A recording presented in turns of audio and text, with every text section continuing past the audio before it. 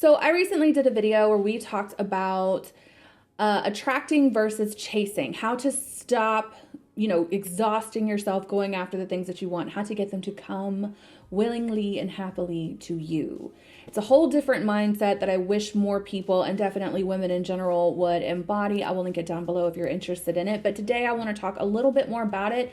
This is kind of a part 2 to that video, which I mentioned would be coming. And in today's video, I really wanted to touch a little more on suffering and why high maintenance women like myself refuse to suffer.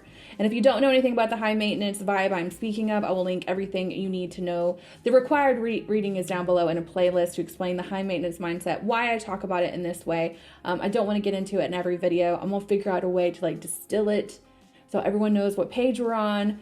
But on my channel, we're high maintenance women and we don't like to suffer, and here's why. Suffering comes from attachment and from chasing.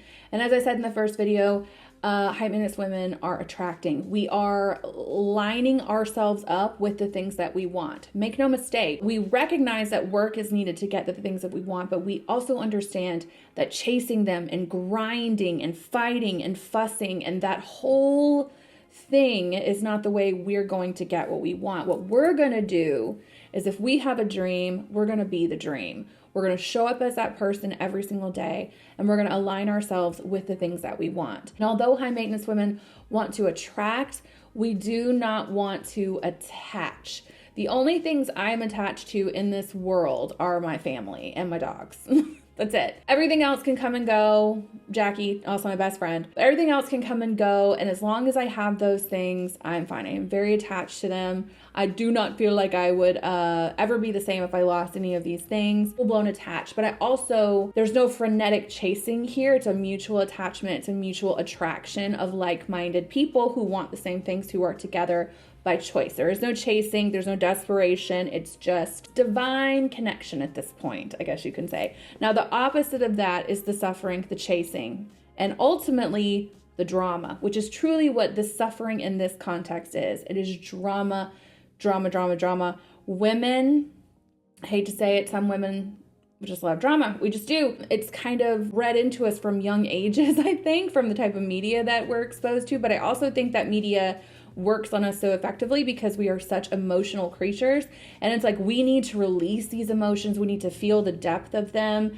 and then we can kind of let it go. It's why some girls want to have a good cry every now and then. It's like physical release sometimes, but that physical release can become such a habit that drama, those emotions, that wave we like to ride on, that it feels, I said this in the last video, and I really want you guys to start thinking about things this way. When you're in your head, which is crazy to think about, right? We each all have our own thing going on in here that nobody else knows about. We almost assume everyone can read our minds in some weird way. All day you're in here running these scenarios, thinking about all these what ifs, stressing yourself out, freaking out about this, replan 3rd grade this, thinking about 9th grade that. All of these attachments to people that you used to know, or the person that you used to be, or attachments to things you wanted that you couldn't get, or that you think you should have but don't. And just playing all this out in your head feels almost as productive sometimes as actually doing something about it, but yet it's a little bit easier.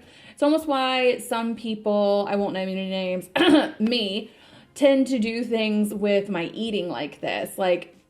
Whenever I'm not feeling good, the first thing I want to do is switch to plant-based, and that is what we are doing. And I'm looking up recipes, and I'm watching YouTube videos, and I'm reading cookbooks, and that almost feels as productive as actually cooking the freaking food. But I can tell you that it's not.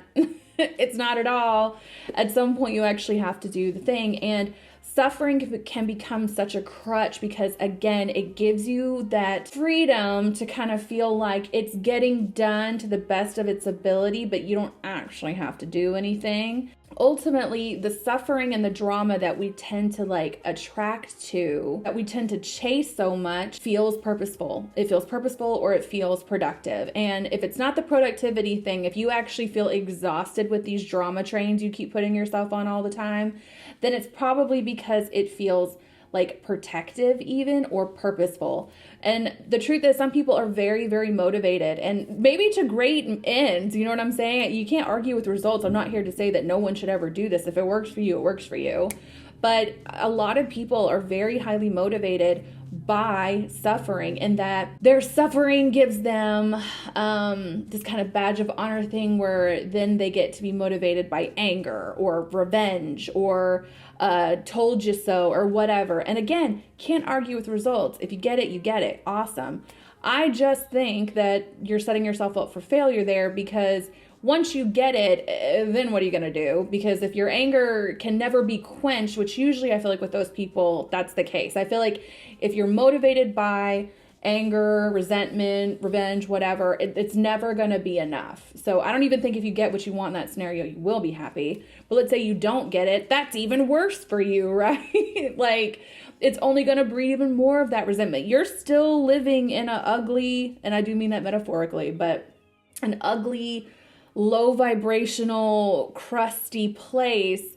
And that's not where we want to be. Again, we want to be in the attracting, come to me place. Not that, you know what I'm saying? Like, I always feel the need to like put some sort of visual effect in there for you guys to see. It's just such a different way of moving through the world. And we can tend to think that the ways that we get our needs met are the only ways, or even the easiest ways, even if logistically it is harder.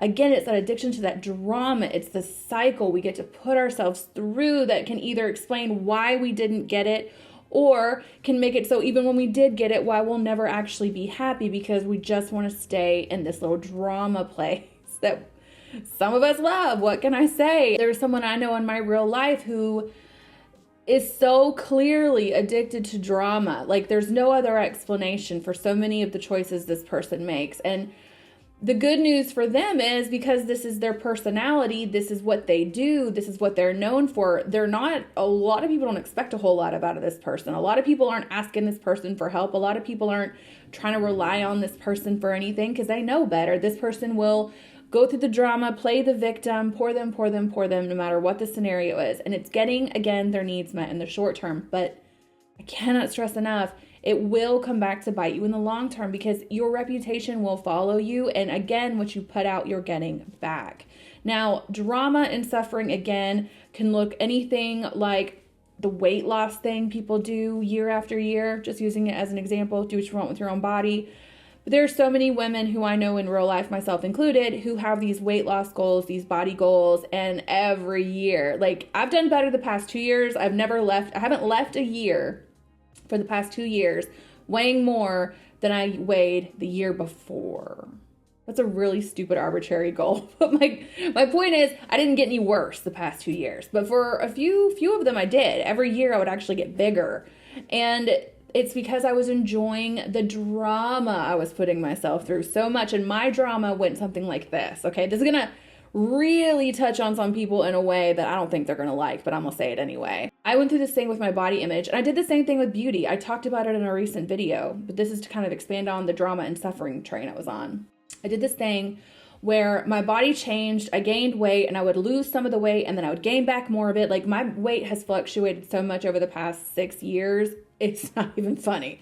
It's not funny. But the reason that it's fluctuating, and it's not just this healthy, normal lifestyle habit thing that is seriously not as difficult as everyone thinks it is. It's just the drama that we bring into it. I keep having to go down this freaking pathway over and over again because I'm not learning my lessons. I'm too enveloped in my drama, and my drama was going something like this. Well, I shouldn't have to weigh a certain size. Damn the man for putting all these unfair beauty standards on me, and people are just gonna have to accept me the way that I am.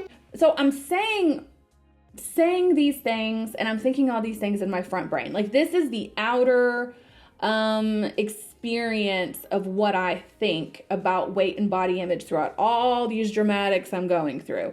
It's this constant thing of, I want to lose weight, I want to get in shape, I want to get back into my skinny jeans, I want to feel a certain way in my clothes. Like, I have reasons for wanting to lose weight. It's not just like this thing I feel like I want to do to occupy my time. Very good reasons for why I want to do it. But it's the dramatics I put myself in over and over again that are stopping it. It's not that losing weight is hard. It is hard, okay? But it's not nearly as hard as you're making it with all the drama and the theatrics like I used to. Spend so much time going back and forth about what workout routine to use and what way to eat. And do I even have to do this? Is it even fair? Or maybe I should start getting on the body positivity train. Like all these different, wait, feels productive as heck, I'm telling you. I mean, I can't be the only one, right? Feels productive, burn 0 calories. And that's really kind of what I wanted to point out to you guys, because people do this with relationships as well.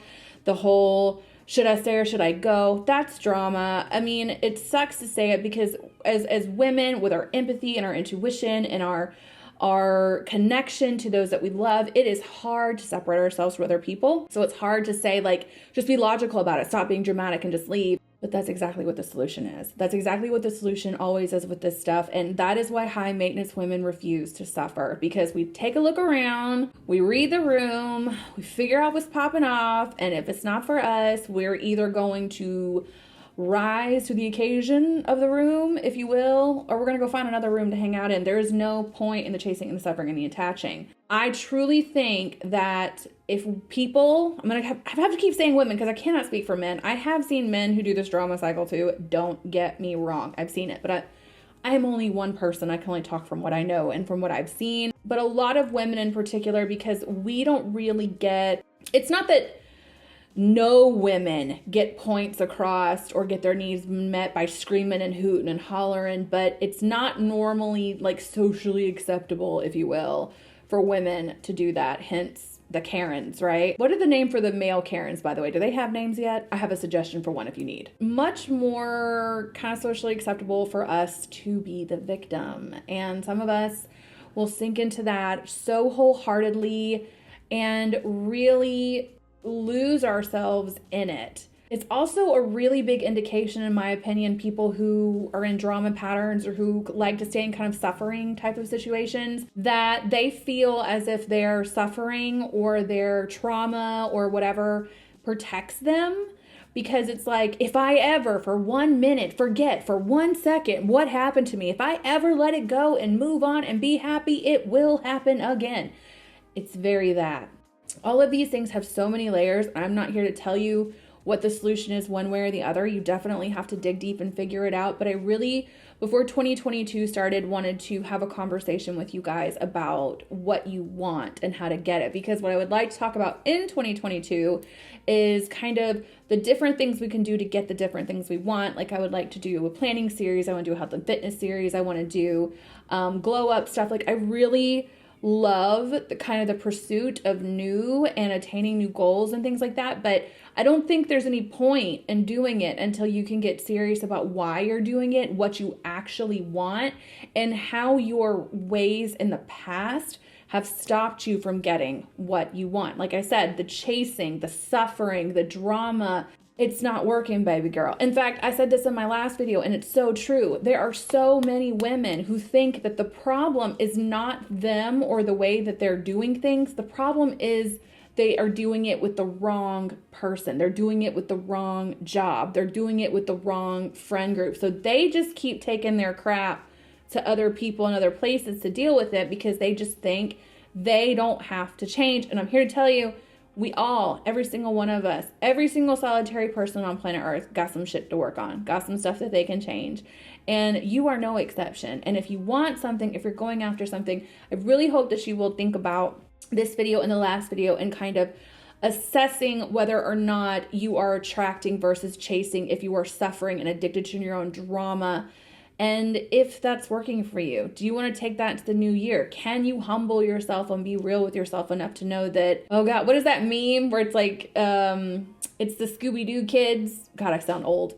And they're taking off the mask and it's like when you find out the source of all your own problems and it's you, like that's kind of the way it is, man. The older I get, the more I become aware of that. Like, after I went inpatient for panic attacks and anxiety disorder in October and had to fully stop and just live with myself and think about stuff and assess the way I've been living, like I had so many ideas of a new me was gonna just automatically occur just out of desperation, just for like, please, I don't ever want to go back to the hospital, you know what I mean?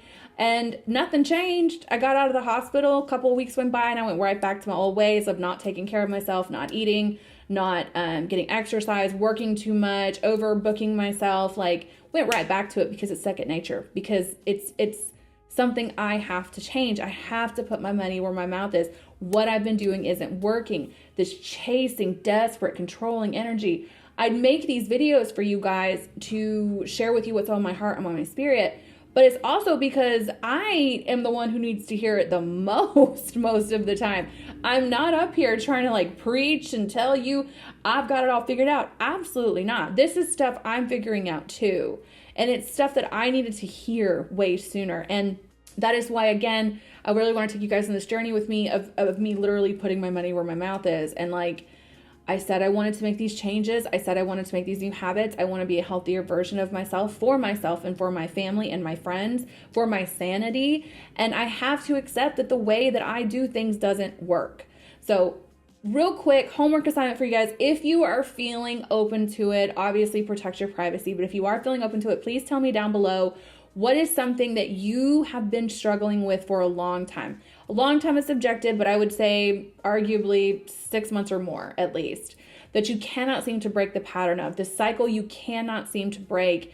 What is it, and what are you doing wrong? Where are you finally finding the flaw in your logic here, and what are you going to do different? I would love to have this conversation, because epiphanies and quotes, and just sometimes it's just the matter of someone putting it to you a certain way. And if I can't do it here today, maybe you guys can help each other out in the comments. Again, if you didn't see the first video, check it out.